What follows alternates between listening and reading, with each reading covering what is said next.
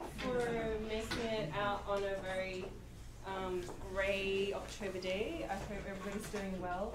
I'm excited to see some of you guys here and some of you guys from my class. Hello. So, welcome to the second of this year's seminar series co-sponsored by the Department of Political Science and China Institute. And I'm really delighted to welcome Professor Walden Bello to speak today here at the university. So some of you may know that Professor Bello is a preeminent academic activist. He's been described as one of the leading critics of the current model of economic globalization. And in his work, in his writings, you can really see the combination of intellectualism and activism. So Walden currently represents the political party Akbayan, Citizens Action Party, in the House of Representatives in the Philippines. He also currently serves as an adjunct professor at the State University of New York, Binghamton, in the Sociology department, as well as St. Mary's, Halifax, which he's currently giving lectures on globalization. He was a full professor of sociology in the University of Philippines from 1994 to 2009. He also served as the executive director of the Institute for Food and Development in Oakland, in California. And as well, he was a founding executive director of Focus on Global South, which is based in Bangkok. And he was the executive director from 1995 to 2007. So in amongst all of this activity, he is also the author of a plethora of articles, and he also writes on blogs for Foreign Policy in Focus, and he is also the author of 17 books. The latest is called Food Wars, which is published by Verso in 2009. And I believe he's just completed a recent book which will be out next year. So without further ado, I'm delighted to welcome Professor Bello to speak about his changing appreciations for the People's Republic of China as an activist academic from Southeast Asia. So welcome, Professor Bello.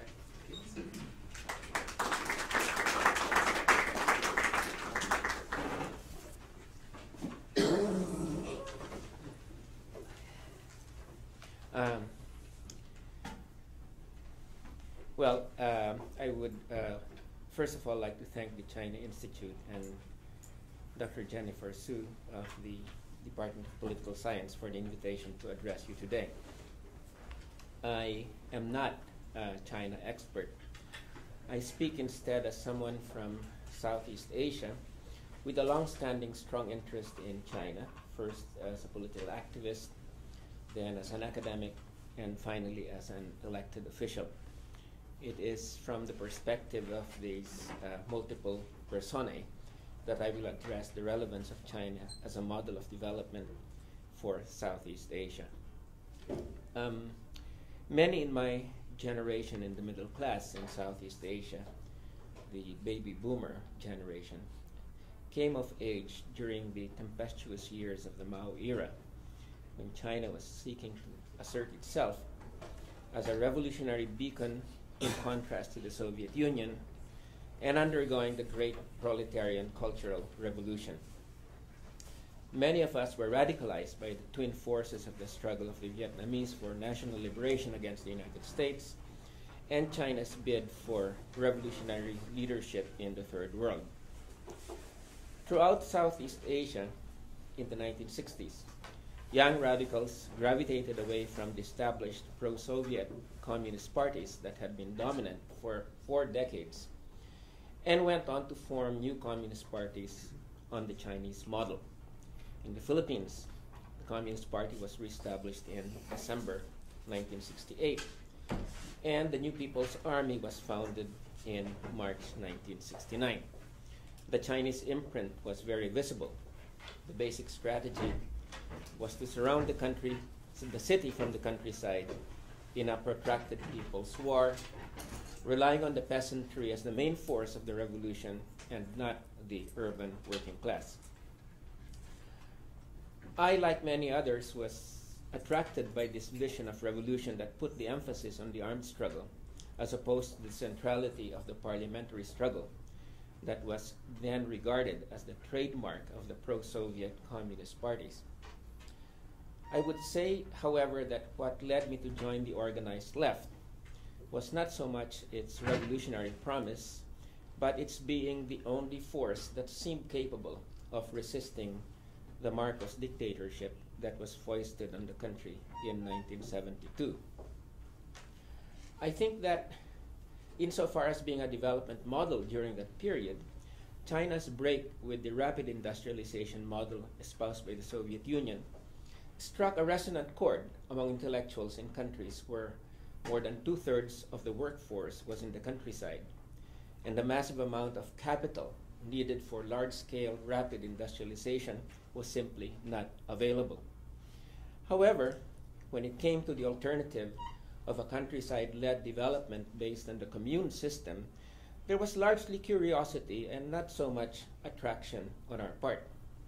I think that during this era, the 60s and the 70s, it was the Chinese model of armed revolution that attracted us, not China as a model of development.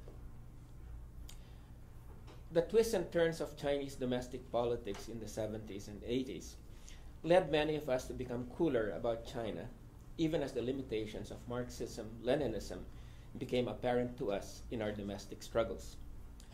I myself left the National Democratic Front in the late 80s, but I would say that a primordial concern about development with equity and sovereignty remained embedded in me, as in many others who increasingly saw classical Marxism-Leninism as anachronistic. It is from this perspective that I developed my stance towards Deng Xiaoping's policies in the 80s and 90s. This process was probably less a theoretical than a subliminal one, as is usually the case. While it challenged my views about the relative roles of the market and the state, I would say that my reaction was largely positive towards the introduction of more market forces in the countryside that allowed farmers to significantly raise their income. Under the household responsibility contract system, each household was given a piece of land to farm. Of what it produced, the household was allowed to retain what was left over after selling to the state a fixed proportion at a state-determined price or simply by paying tax. The rest it could consume or sell on the market. I distinctly remember an article about Deng's rural reforms in the Washington Post in 1982.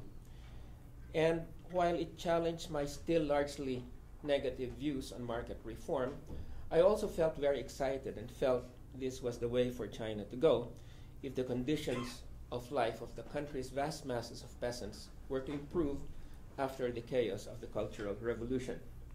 Indeed, looking back later at the results of this phase of the reform program, my instinctive reactions were justified. Between 1978 and 1984, rural poverty, according to official estimates, declined from 33% to 11% of the population, or the number of poor people declined from 260 million to 89 million in a matter of 6 years.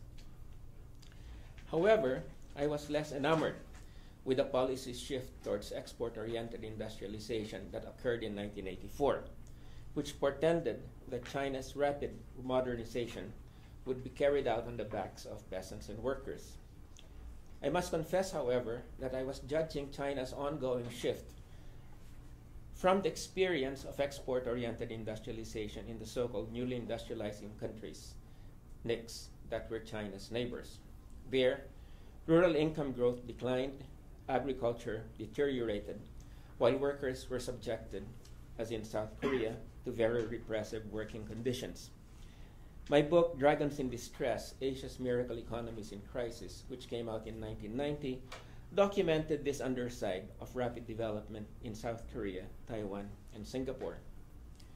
Again, looking back, my worry about the policy turn in the mid-80s was justified, at least with respect to the countryside. Peasant income, which had grown by 15.2% a year from 1978 to 1984, dropped by 2.8% a year from 1986 to 1991. Some recovery occurred in the early part of the 1990s, but stagnation of rural income marked the latter part of the decade. In contrast, urban income, already higher than that of the peasants in the mid-80s, was on average 6 times the income of peasants by the year 2000. Nevertheless, one could not but be impressed by the boldness of Deng's reforms. The building of massive export processing zones, the invitation of foreign capital, the loosening of restrictions on domestic entrepreneurs, the tying of China's future to the export markets of Europe and the United States. There was nothing new about these thrusts.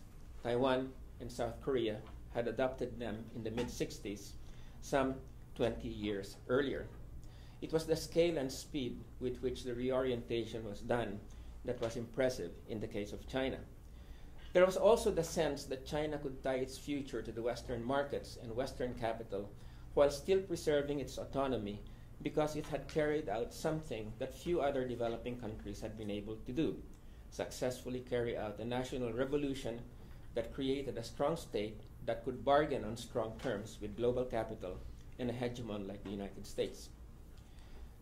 Let me cite a couple of paragraphs from an article I wrote for the now defunct Far Eastern Economic Review in October 1999 on the 50th anniversary of the founding of the People's Republic of China. And I quote, "China is one of the world's most dynamic economies, growing between 7 to 10% a year over the past decade. Its ability to push a majority of the population living in abject poverty during the Civil War period in the late 40s to decent living conditions in 5 decades is no mean achievement. That economic dynamism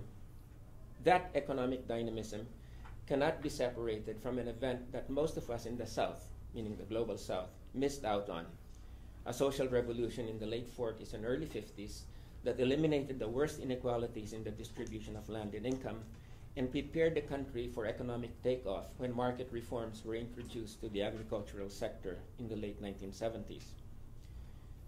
China likewise underlines the critical contribution to future economic development of a liberation movement that decisively wrests control of the national economy from foreign interests.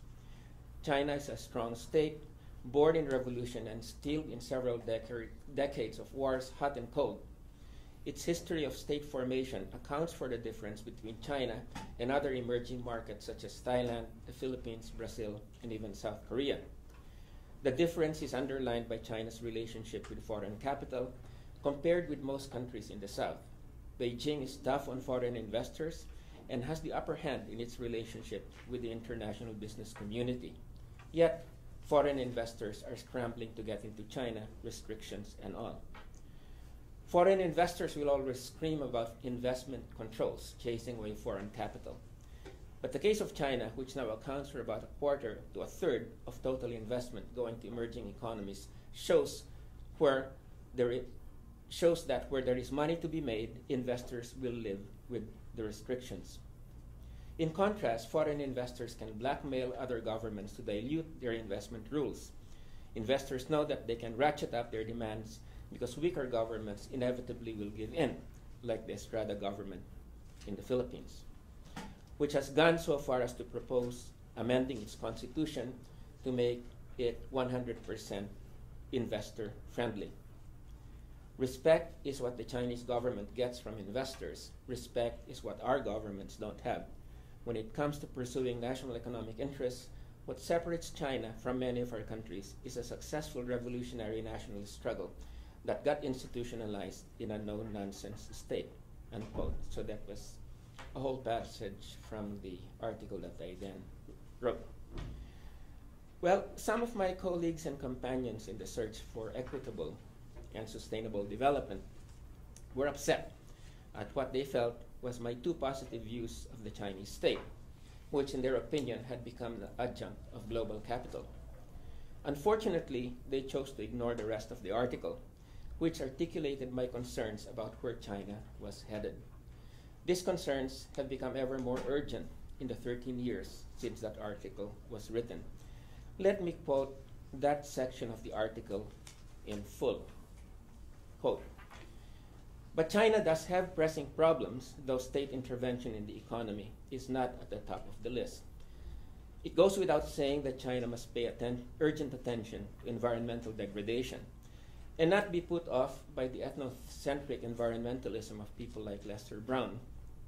Here, the Chinese must start examining, indeed discarding, the foreign capital-intensive model of development that they uncritically adopted from the World Bank. Another top priority of the state must be containing the social inequalities that have been generated by this model over the last 2 decades of rapid growth. Large numbers of people have been left behind, particularly in the Great Chinese Hinterland. According to the United Nations Development Program, about 29.4% of the population lives under the poverty line, and the World Bank estimates the Gini coefficient, a measure of income inequality, to be 41.5, a figure that is far higher than for India, Indonesia, Egypt, Pakistan, and now approximates that for the Philippines and Thailand. But certainly, at the top of the list is the urgent need for greater democratization. And many of us in the South should be speaking more loudly in favor of human rights in China in the same way we scream about it in Indonesia and Burma. At the same time, democratization, we must remind our friends in the West, will come to China with its own rhythm and timetable and in forms that might not be exact reproductions of Western liberal institutions. Finally, the last paragraph, the People's Republic at 50 underlines for us in the South the critical importance of a careful balancing of the state and the market, of a strategy of selective, measured, and discriminate integration into the global economy. But the greatest challenge still to come, and that is how the Chinese government can accommodate its citizens playing an active role in both political and economic decision-making. Only by genuinely bringing the masses into the process of determining their destiny, the leitmotif of China's revolutionary heritage, will this great country escape the pitfalls of the road ahead, unquote.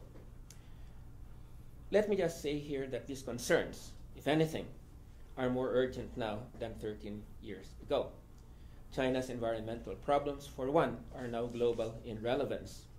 China is now the biggest emitter of greenhouse gases, accounting for 29% of total emissions in 2011, up by 9% from 2010.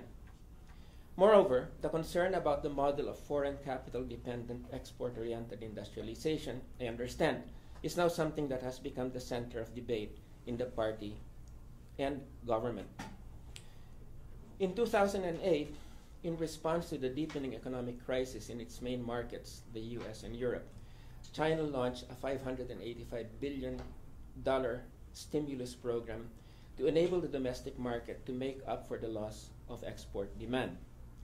This has had fleeting success, however.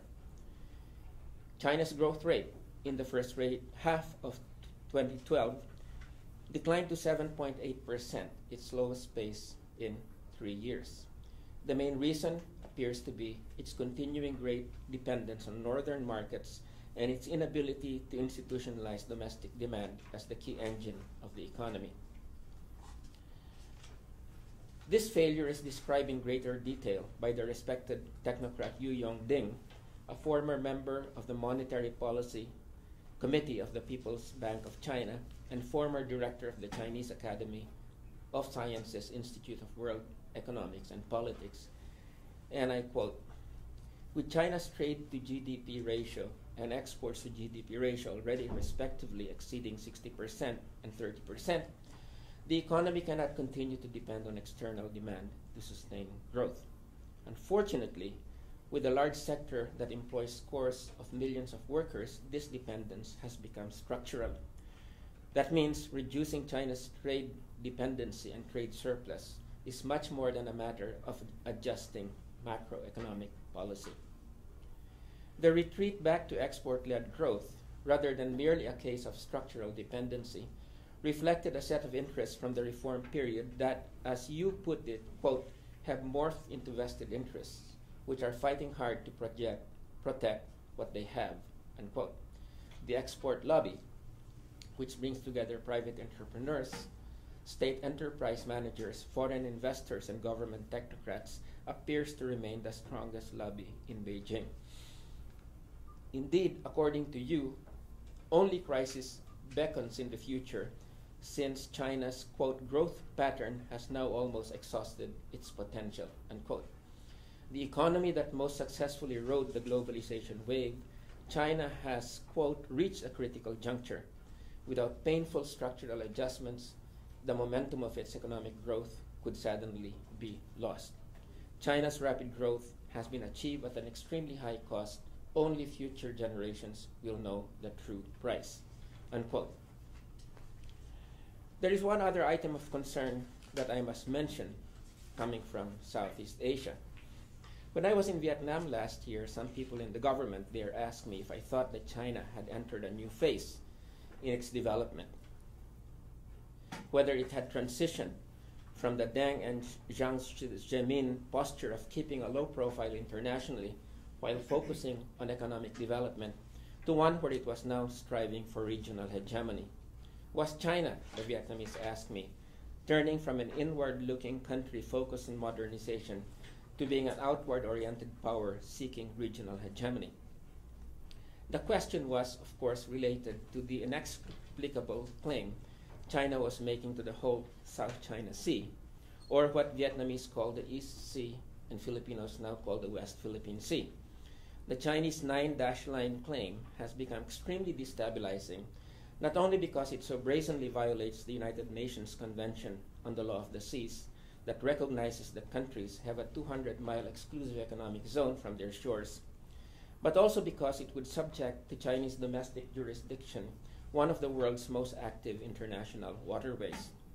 Moreover, it has provided the United States an opportunity to reinsert itself aggressively into the region, converting a territorial dispute that could be resolved through multilateral diplomacy, if China would only allow that, into a superpower confrontation. For these reasons, the leadership transition that is currently taking place in Beijing is something that is of massive interest, not only to Chinese, but the whole world. The questions that are now uppermost in the minds of many include the following. Will the new Chinese government, headed by incoming President Xi Jinping, definitively move to a new economic paradigm that would put the emphasis on income redistribution and be more ecologically friendly? Will the new leadership institutionalize new ways to address the grievances of peasants and migrant workers and make them genuine stakeholders in the Chinese miracle? Will the new leadership become more flexible in global negotiations on climate change, so that in the coming United Nations Climate Conference in Doha, Qatar, it will declare itself as the world's leading emitter of greenhouse gases, open to accepting mandatory cuts in its emissions? Will the new leadership declare itself open to multilateral negotiations to resolve the territorial disputes with Southeast Asian countries in the South China Sea? Let me end by saying that my personal relationship to China has undergone a number of transformations, from an activist enamored with Mao's revolutionary strategy to an economic analyst ambivalent about Deng's ambitious effort to create a modern economy through export-oriented industrialization, to a member of the House of Representatives of my country that views with alarm the superpower confrontation brewing in the West Philippine Sea. As I was telling Professor Su last night, there was a time during the late 1990s, before the Asian financial crisis, when the Association of Southeast Asian Nations, ASEAN, was still influential, and China still placed a great deal of emphasis on good relations with its neighbors, that many of us felt that a new era was dawning in the region, one where countries would now develop the mature relations that had been stunted by decades of Cold War. Finally, we felt developments were eroding the rationale that the United States presented for its military presence in the region, that it was the guarantor of peace and stability in the Western Pacific. That maturation of Asian relations did not come about. The Asian financial crisis, unfortunately, eroded the prestige of ASEAN and the effectiveness of the once promising ASEAN Regional Forum as a forum for multilateral diplomacy, while China and the United States went on to develop their own special relationship that has oscillated from being complementary to being adversarial. The latter condition now dominates if we are to take President Obama's word during the final presidential debate a few nights ago, and I quote, "China is both an adversary but also a potential partner if it is playing by the rules," unquote. Note Obama's stress on adversary rather than potential partner. Well, there's still time to move away from the course of confrontation that threatens the region with America's reckless pivot to Asia. But it will take a really bold move on the part of ASEAN leaders and the new Chinese leadership to reach out to each other. Given the propensity of history to spring surprises on us, I would not preclude such a development. Thank you.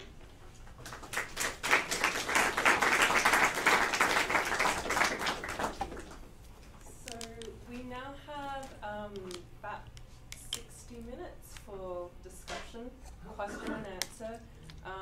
Professor Bello has written plenty of things for you guys to think about, and also today's talk on his changing appreciation of the PRC. So I'm going to facilitate discussion, question, answers. If you have some, please raise your hand, and then Professor Bello hopefully is happy to answer them. So anyone want to start off? Don't be shy.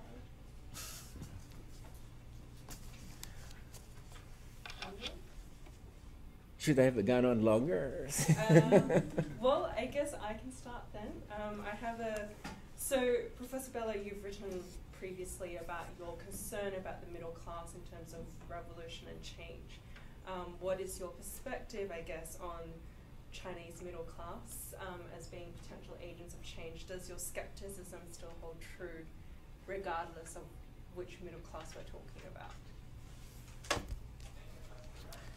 Okay. Well, let me answer that by saying where I first really became concerned about the middle class, which was during the when I was doing my thesis on the counter-revolution in Chile in the period 1973 to 1973 under Allende. And there what impressed me was not so much what American political scientists were writing about the middle class as the stratum in developing countries that would support democracy, but how the middle class could be the mass base of counter-revolution, because they were the ones that were the mass base of the effort of the right and the CIA to topple Allende.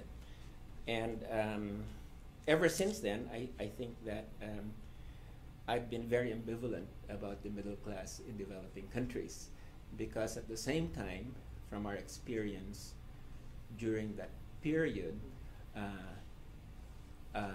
it was also the middle class in Asia that was basically the base for revolutionary politics. So I think in both my political work and my academic work, I've had this ambivalent view towards the middle class as a political force that could go either way.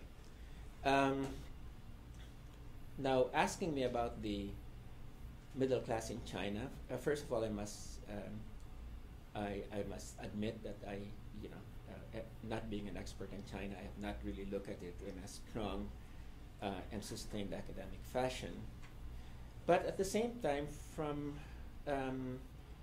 from my readings and following up on developments in China, I think that to a great extent, the new emerging middle class became the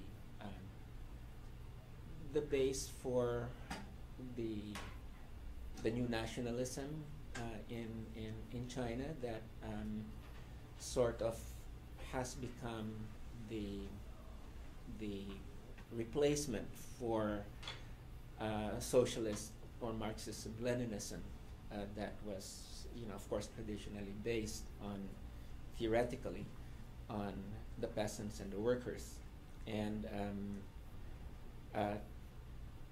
my sense is, to a great extent, the stability and legitimacy of the government has been, to a great extent, dependent on its ability to satisfy the aspirations of this new middle class that has come out that has emerged in China. So my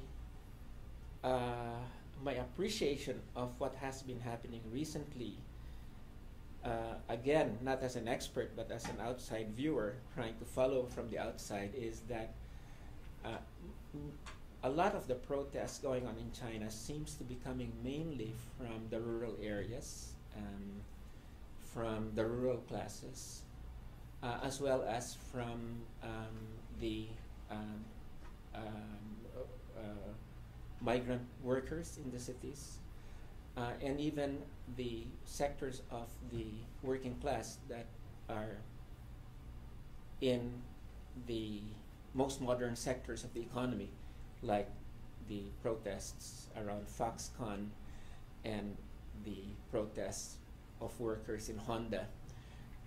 So I guess my sense is that the base of the protest movements in China are the rural classes, the peasantry, as well as the urban working class, whether it's the migrant sector or the more or the sector that's more integrated into the most modern factories.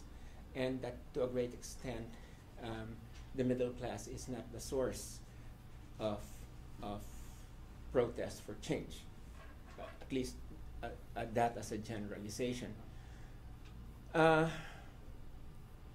What happens now if it seems like from the indicators that China, as well as the BRICS, Brazil, Russia, India, are now being swept into the maelstrom of the global economic crisis. And you now have a situation in which the kind of growth and the delivery of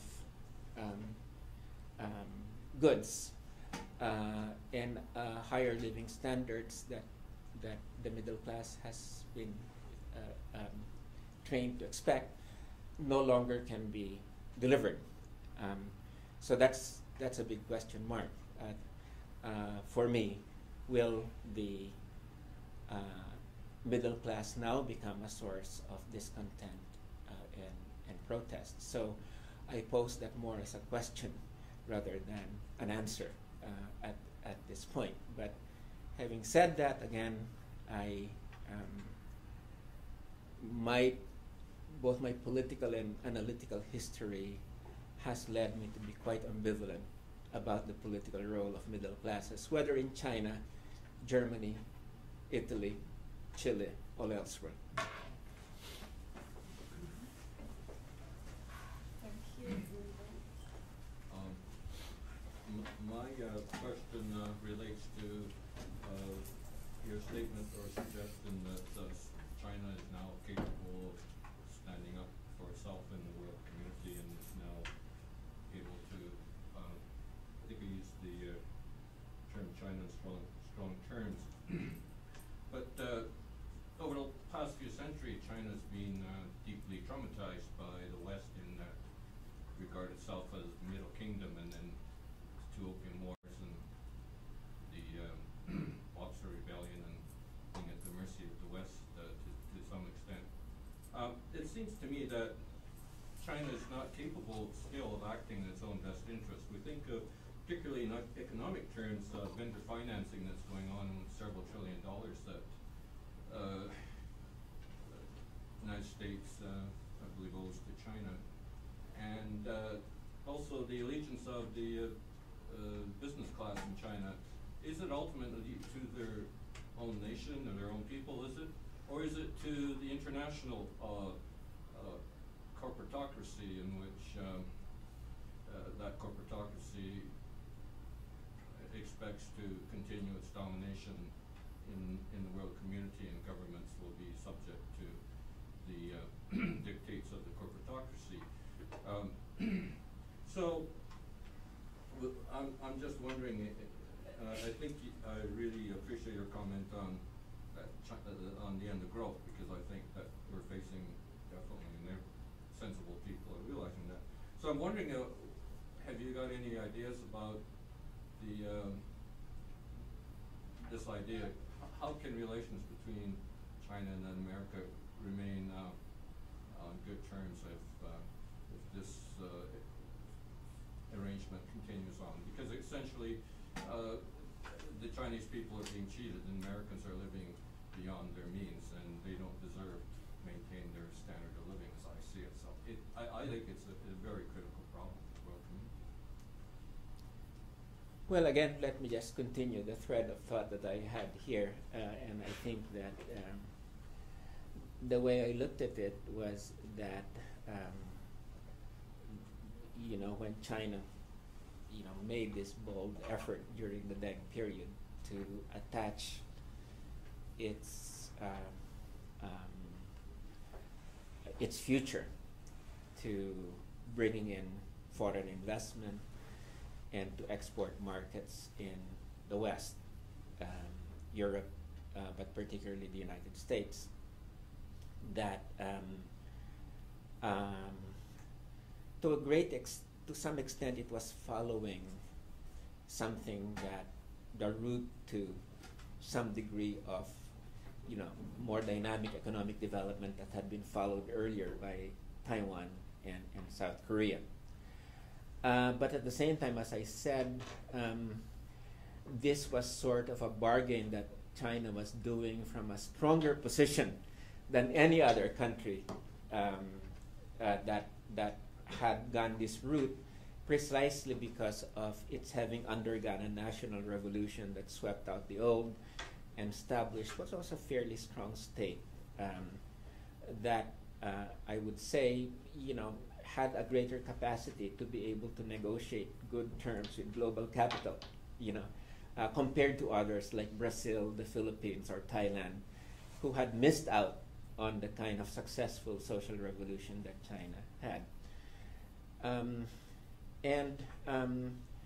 To a great extent, my sense is that that mediating role of the Chinese state in terms of the original Deng objective of creating a modern socialist China by integrating itself into the global economy, but with the Chinese state in the driver's seat.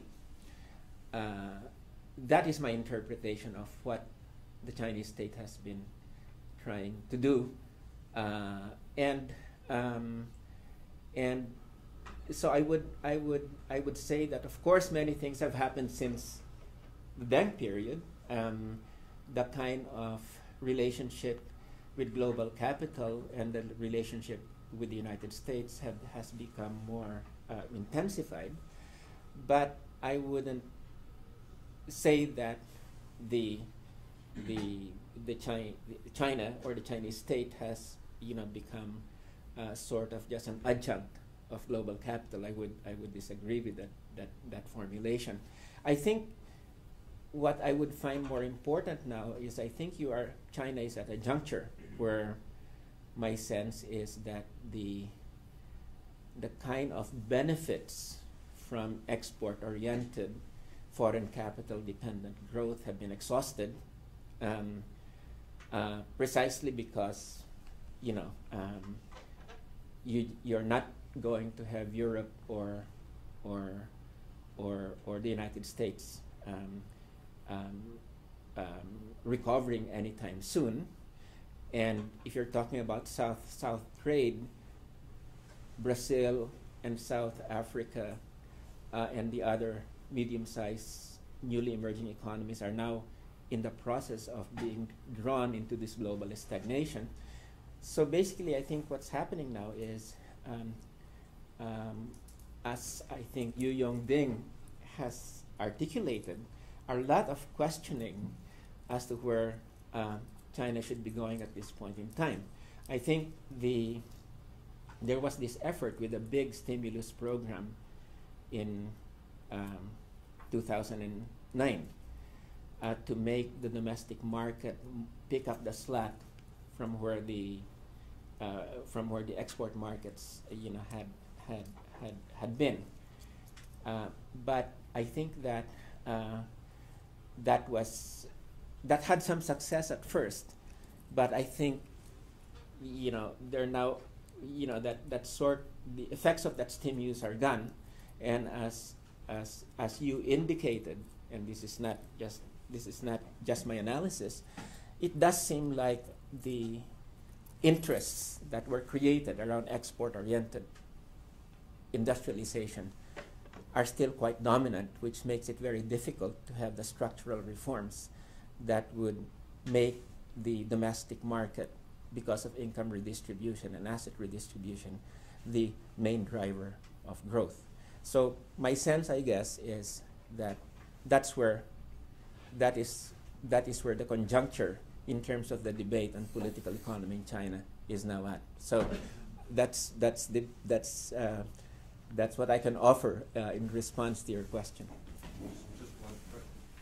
Do you think China would have been in the past, and would it still be as welcoming of foreign investment if it was not so technologically, or do not feel or believe it was so technologically behind the rest of the more advanced technologically nations in the world? So is this out of necessity that it's welcomed to foreign investment because it doesn't have the ability, or it has not had the ability in the past to come up to the same level technologically as scientifically as the rest of the world? So if it should be the case in the not too distant future that China should be able to become equal to the rest of the world, will it then adopt a more independent stance in regards to its relationship to the United States, and thereby become truly, as it were, stronger, I would suggest? Well, just a brief response to that question. My understanding, and again, I must always preface this by saying that, to a number of the questions, especially in terms of technological deepening, I'm not an expert on that. But from what I have read, in fact, one of the reasons that China went through the route of inviting foreign capital in was the same reason that the South Koreans made all the invited foreign capital in. Of course, they just limited them to export processing zones so that they could obtain the technology that came with that. And it does seem like, if I'm not mistaken, I think China has gone a long way in terms of being able to derive advanced technology from this process. And certainly, I think once you're able to put in place a self-sustaining technological dynamism, then certainly that would lead to a greater independence from, say, the United States or from Japan. And of course, this isn't just with respect to China. I think we've seen the same process with respect, say, to South Korea, where, who is the main, if we're talking about,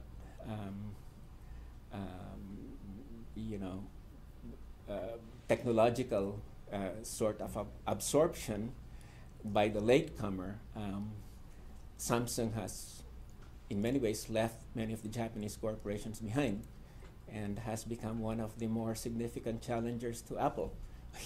So I think that both in the case of South Korea as well as China, it does seem like this process of technological absorption has been at work. Part of it has been basically making use of the presence of foreign capital. Part of it has been, playing around with intellectual property rights. And I have no problems with that, especially if you're a country from the South. And so, yes, that would be a tentative answer to your question.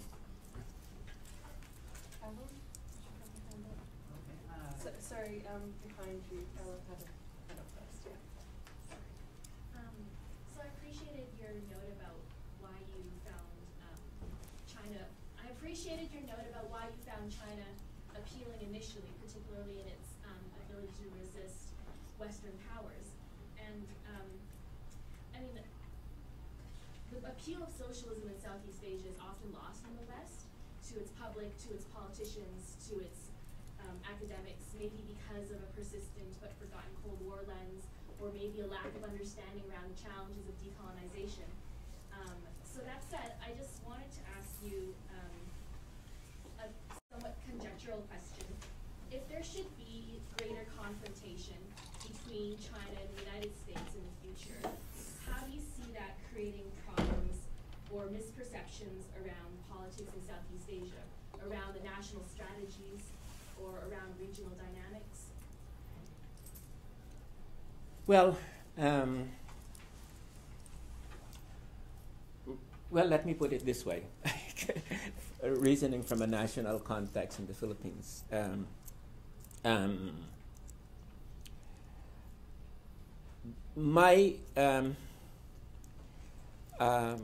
My greatest disappointment has been that when it comes to the South China Sea or West Philippine Sea issue, you know that China has exhibited a certain kind of inflexibility that some people say is not so much because of the party, but mainly coming from the People's Liberation Army. And that because of that inflexibility, what you've had is the United States saw an opening, you know, to come in a big way, the so-called Obama pivot, you know, to reassert its presence in the region. And my sense is that could really have been avoided. Yeah. I mean, I think there was enough goodwill on both sides, you know, developed over the couple of years, many years before, that could have been built on to work out a multilateral diplomatic solution to the conflict, the territorial dispute, and avoided the situation whereby it would be turned into a superpower kind of confrontation. So, so basically, what I see is that what I thought in the 1990s, you know, was going to be the development of more mature relations among Asian countries, which would then erode the constant U.S. justification for its political and military presence in the region, as saying that it's the only one which, with its military force, could mediate relations in the area. Unfortunately, that did not come to pass. So, however, I would say, though, that especially with the new leadership in China, that, you know, there could be, you know, we can still, you know, have a situation whereby, you know, we can repair ties that are strained a bit at this point in time, and to reverse this process whereby the U.S. has come in a big way. And I think Obama's Freudian slip the other night, you know, and I couldn't believe that he made this slip when he basically principally defined China as an adversary and only secondarily as a potential partner. And I think that that sort of is the political military momentum that I feel is the most destabilizing factor in the region at this point in time, and that we really should find a way to reverse. And as I said, history has a way of springing surprises on us, and I do not, preclude, especially with the coming of a new leadership, that, you might have new initiatives in foreign policy that would move us away from the kind of confrontative course that we have at this point in time. I just think there's a report today that the military leadership in China has been shaken up. There's been either way. Yes, I didn't catch this report. All I know is what we were talking about earlier, the report that I heard. There was one just linked this afternoon about a report that the military leadership in China has been shaken up. That could either mean that that's felt that it went too far, or they hadn't gone far enough in their response to Yes, I pivot to Asia. yeah, I would like to look more into that. Okay, thank you, first of all, for your interesting lecture about China. As I know, modern China is a country of learning and trying. We learn a lot of things from Western country, because we know there are a lot of holes in our political or social system. So we eager to learn something Western, including Canada, of course. Me, for example, I'm from China. I'm a Buddhist scholar. I'm learning the Western teaching methodology. I'm learning the Western teaching principles. So, we Chinese eager to learn from Western countries. And China, is a unique country, whatever in terms culture or history. And we are trying the new policy in dealing with domestic issues as well as the international issues. This kind of trying sometimes make trouble, make misunderstanding. But anyway, I think most Chinese are very peaceful toward our neighbors, toward Western countries. And so I don't think there should be a conflict between East and West in terms of the regional issue. And we are preparing to welcome the new government, the new leadership, maybe led by Xi Jinping. As a Western expert, I want to know your suggestion or advice to the Chinese new government. In your viewpoint, what kind of advice you want to give us to improve this kind of Chinese political or economic policy? That's my question. Yeah, well, thank you. I mean, I also think I share your view that essentially, the Chinese are a peaceful people, and that that in terms of its history, it's been a response to the aggression by the West. There's that is something I think that coming from a country that has also been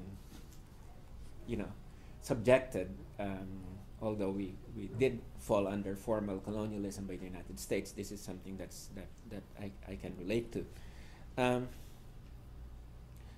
In terms of the advice, coming, my view would not be that of a Western view. My view would be more from a developing country point of view. Well, I did enumerate a number of, how would you put it now, hopes, in my paper. The first thing is, I think that we can settle the whole issue on the South China Sea, West Philippine Sea, through multilateral negotiations. I think that, and I almost have a sense that the new leadership will probably give a push towards a diplomatic solution. Now, I cannot point to anyone evidence, but I just have a sense that this might be a new start, that would calm the conflicts in that area. The second thing is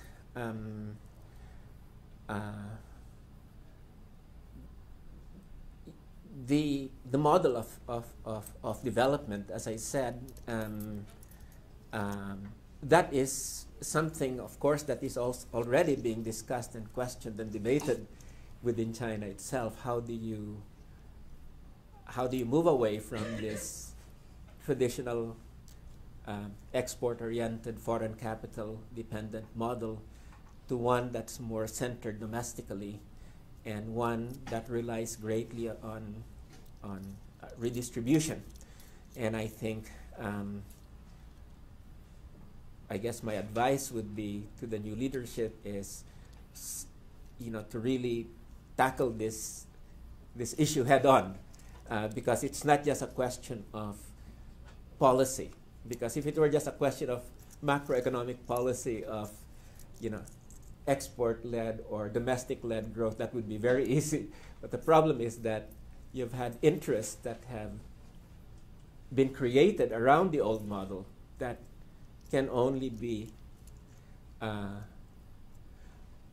move away from if one tackles the interests that have formed around it, so to speak. So the third thing is China can become an environmental leader. And I know that you already have research as well as real moves in China to become less carbon intensive. And yet much more really needs to be done, because what has happened now is that 30% of greenhouse gas emissions globally now come from China, and that was 9%. That was a 9% rise from 2010. And so I think in the climate negotiations, China can play a leading role in it, and maybe even commit itself to mandatory cuts in greenhouse gas emissions. And I think this is, of course, the diplomatic thing around this is so complex because the United States is such a rogue state when it comes to climate change. Canada too, by the way. But I think China, taking a much more flexible view on its own commitments could lead to a breaking of the ice in this area. So I would say that in those three, especially those three areas, the diplomatic front, the political economy, and then on the climate change negotiations, which it's coming up. It's in late November. We have the meeting in Doha, and unless there's a breakthrough this time, we're in real trouble. And the problem is that we're now going into Doha with people basically saying nothing's going to happen, and yet climate change is becoming even more serious. We can, maybe about 20 years ago we could go about it in a more leisurely fashion to deal with it, but not with how fast and furious climatic events are at this point. So those three areas I can speak to. With respect to the whole area of democratization, that is one area that I feel that the Chinese people and the Chinese government are will be addressing, in terms of Chinese history and Chinese traditions. All I can say there is that people in the West should not be imposing certain models on China about how democracy should proceed. You know, but open themselves up to the fact that this process could take different forms in China than it took in the West. So, but that is a whole area of great discussion at this point in time. But in any event, those would be some of the recommendations that I would make. And I would say that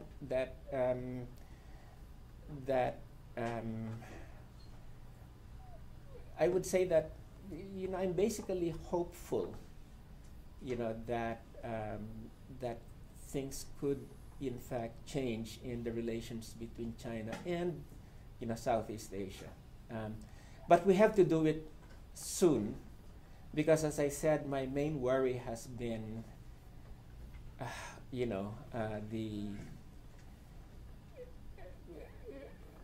the United States' reckless moves militarily in the region at this point in time. And I think where this is coming from, we can all speculate, but it's obvious to me that given the failures in the Middle East, the U.S. is trying to assert itself in East Asia in a big way, and using territorial disputes to insert itself in the process. And I think people in China and people in Southeast Asia really need to work very closely to be able to prevent this escalation that is quite dangerous, I think, from happening. I think China is more confident compared with America. China is very confident in dealing with international issues. Lots of Chinese think America is a little bit nervous about this kind of economic and political growing China. So I don't think there should be a conflict, U.S. conflict. We think that America is our partner, friend, but American government maybe do nothing. Yeah. Okay. Just with regards to democracy and Hong Kong, I wonder if you have any thoughts about what might be happening in the next decade, if that might influence mainland views of democracy, or, universal suffrage coming to Hong Kong. Do you have any thoughts about that? Well, I'm not. I haven't really, I haven't really given that much thought, especially in terms of the way that, the developments in Hong Kong could influence developments in the mainland. So, I would hesitate to put forward an opinion on a matter that I have not really paid that much attention to. When you were talking about the middle class and the forces of nationalism and greater political freedom, I'm just curious, which one do you think is stronger within China, or has the capability of really being stronger? You know what I mean? Nationalism and then their calls for greater political freedom. Well, as I said, as somebody looking in, it seems like the middle class has become the mass base of the new nationalism, and it's not been so much the peasantry or the workers, but I guess with the crisis of the economic model, and if the model can no longer deliver because of the way that it is integrated to a global economy that is in decline, then I think that might open up the middle class or the middle strata, to more questioning and more, becoming more open to alternatives, both politically as well as economically. So I would say that the key, my sense is it all depends, I think, on how the leadership really confronts the global economic situation at this point in time. I think in my response earlier, if it decisively moves in terms of departing from the old model that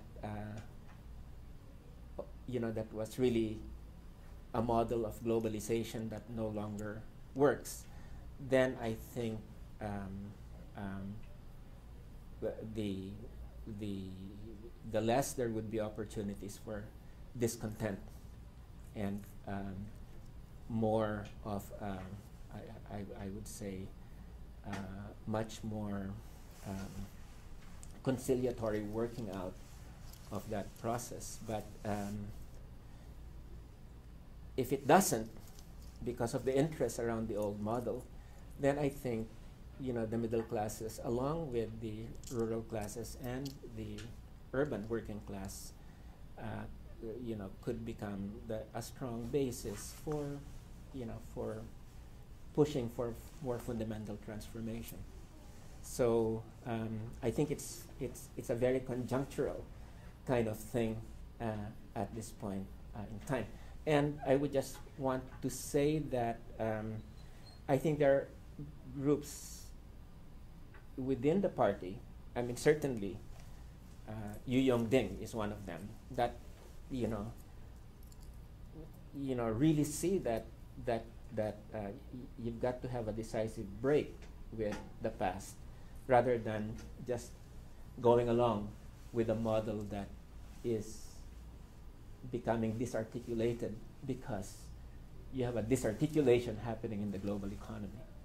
So anyway, that's a long answer to your question on the middle class. But where would I, again, as I said, it's a very volatile class. Okay, it's a very volatile class, and I wouldn't want to make a prediction on where it's going to land at this point in time. You said earlier that Southeast Asia needs to be a little bit louder on the issue of human rights, but I mean, so many nations have sort of tried to be vocal, and China, for the most part, has just really been avoiding the issue. Do you see then Southeast Asia as being in a unique, position to be able to influence China on this issue, as opposed to, let's say, other countries who have tried? Well, let me put it this way. That essay was about 10 years back. Okay, when was it? 1999. Okay, and first of all, I would say that whenever human rights are being violated in any country in the world, it is the task of citizens everywhere to be able to say something about what's happening. Secondly,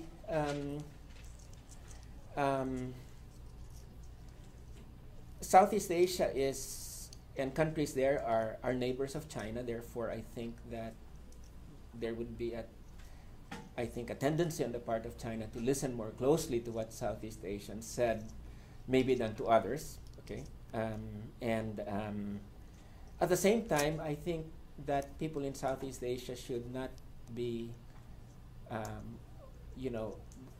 should not come from a position of superiority when it comes to their political institutions, because let's face it, the political institutions in Southeast Asia are flawed.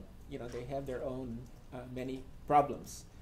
And thirdly, as I said earlier, even as we express concerns about democracy and human rights in China, we should also realize that there is, I think, a process going on in China to be able to define their own ways of democratizing, and that we must be respectful of, rather than thinking that democracy and civil rights can only be developed in the Western mode. So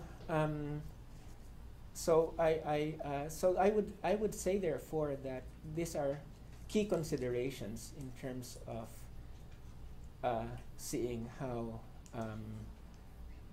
in terms of Southeast Asians relating to China on this whole question of democratization. I think what is clear is that we ourselves in Southeast Asia have a long way to go when we're talking about democracy. I think whether you look at Thailand or the Philippines, yes, we have a kind of formal democracy where you have elections, and yet you don't have economic democracy.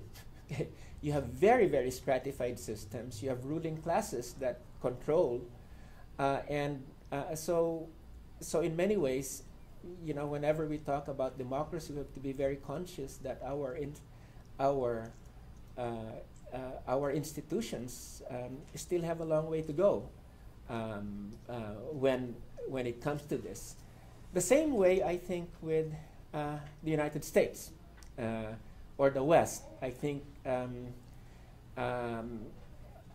if the criticisms of, say, China and other countries were more to come from a spirit of we're all in the same boat, we're all trying to move towards democracy, rather than coming from a place whereby we have developed democratic institutions and you guys just have to affirm our standards.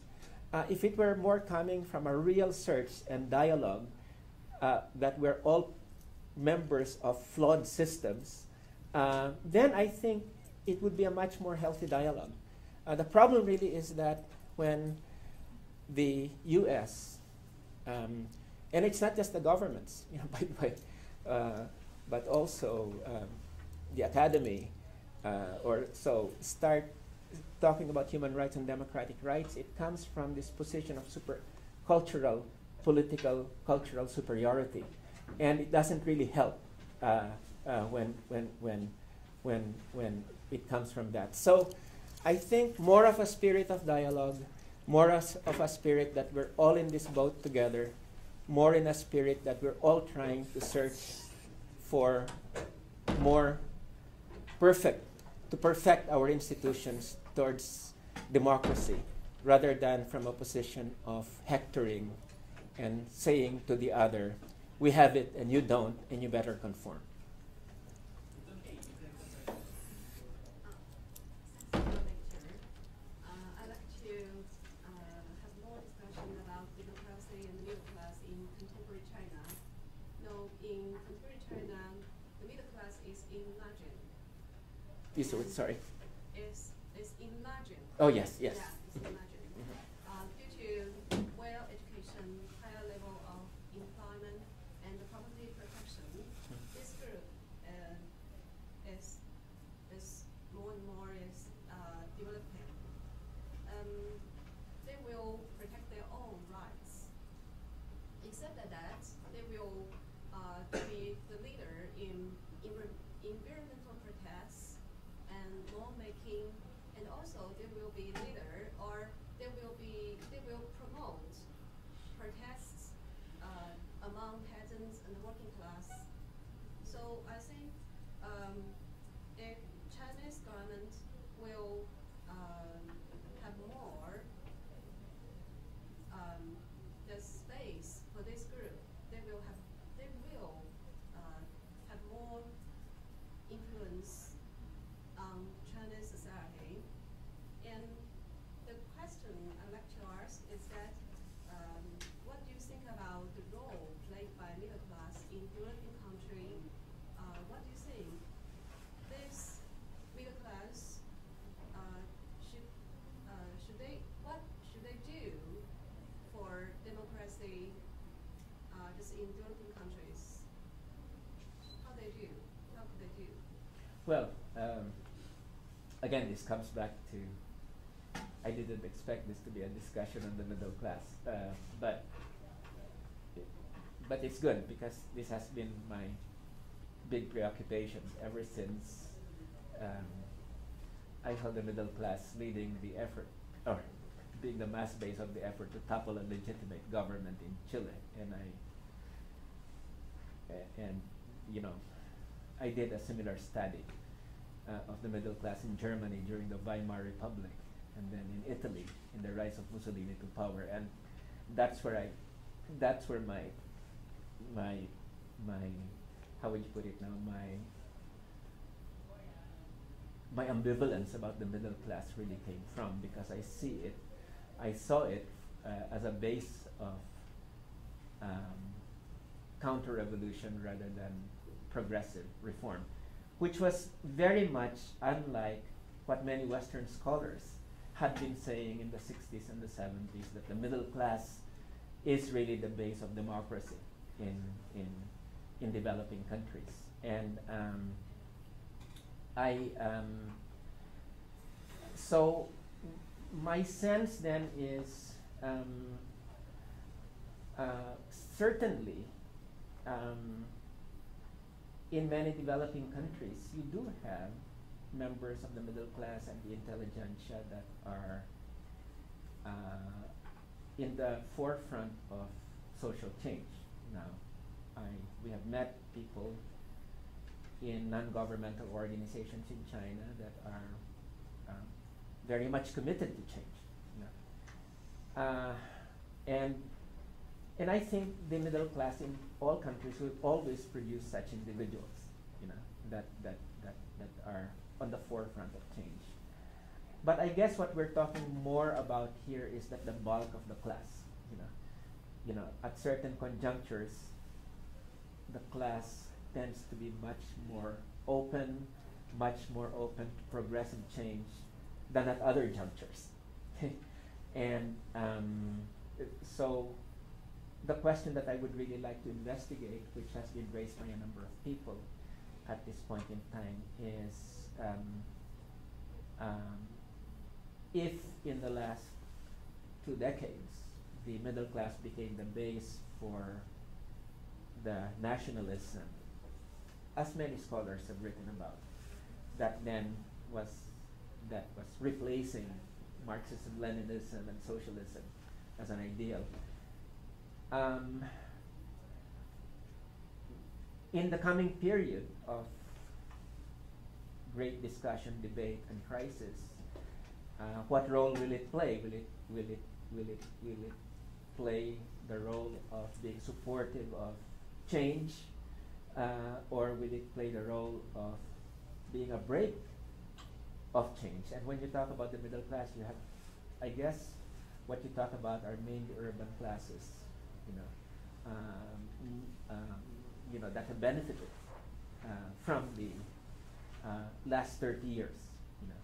So that would be my qualifications to what you say. I have no doubt that as individuals, many people from the middle class lead or are in the forefront of change. But I'm not so sanguine about the fact that a critical mass of the middle class would go towards change rather than act as a brake on it. So that would be my response to your question. As I said, to a great extent, the way middle classes behave depends on the political conjuncture.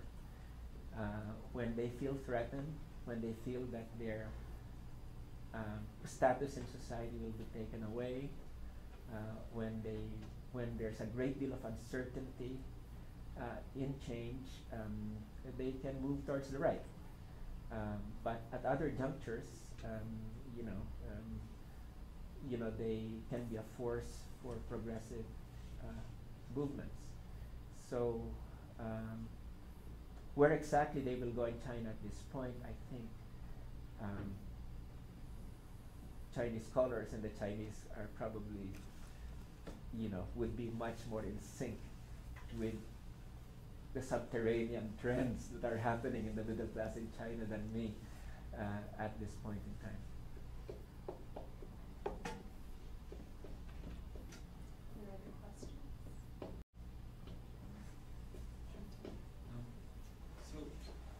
mentioned that China must move from like structural dependence on exports to eventually a more domestic led growth and redistribution. Right? I'm just wondering how appealing is in Southeast Asia, how appealing is a export dependent structure as a means to greater growth and eventually a greater domestic market and policies of redistribution? Well, I think the same debates that are going on in China are now going on in Southeast Asia, because if you know, East Asia was the region that took advantage of globalization. I mean, you know, not just China, but South Korea, all Japan in the beginning. You know, like this was the area that most benefited from globalization, and you know, the exports as a proportion of GDP has been much higher among the Asian countries, East Asian countries, than among other parts of the world. So now that the era of globalization is ending,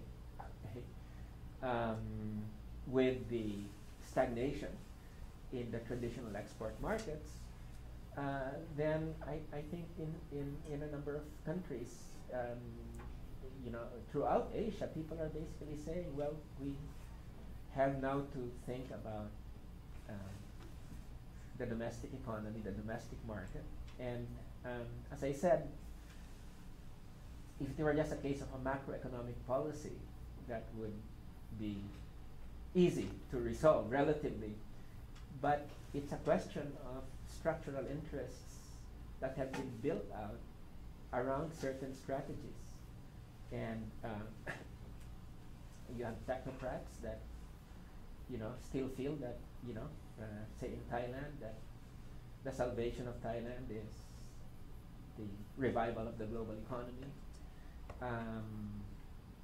Many people are still basically, their gut reaction is still, oh, the global economy is in trouble, thereby what we need is, you know, we need to bring down tariffs even more and integrate ourselves even more to the global economy.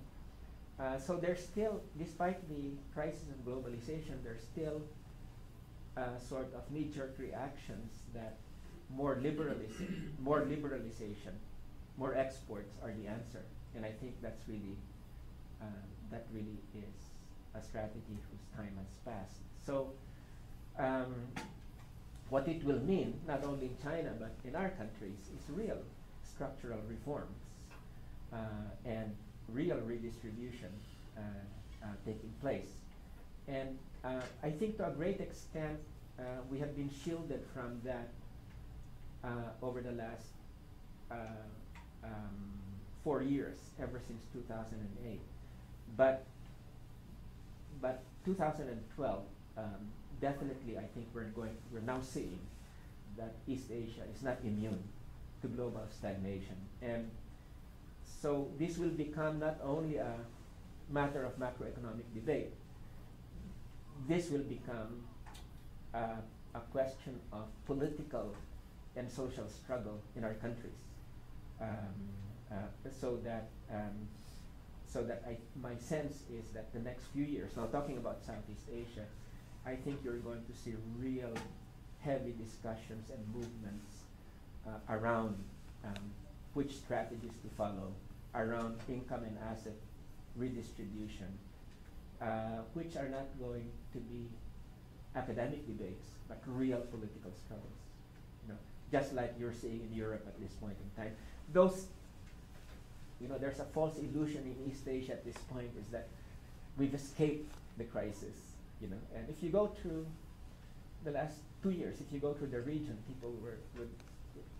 there were many people who were quite smug and say, "Oh, look at Europe. Oh, look at the United States. You know, they're suffering from this crisis, and we're not." It's almost like the way Canadians look at the United States. Like, oh, it's going down the tubes, but Canada, we're relatively okay because we have the tar sands. So, but in any event, that's going to hit Southeast Asia too. Not just China, Southeast Asia. Okay, anyone, one last question?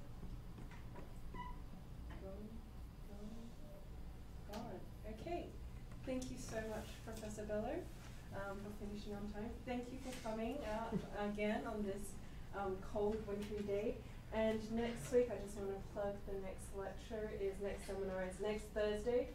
It's going to be Stanley Rosen from University of Southern California, and he's going to be speaking about will the real China please stand up?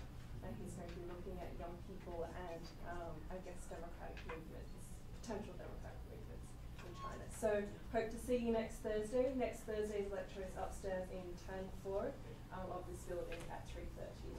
Thank you again, Professor Bello. Thank you.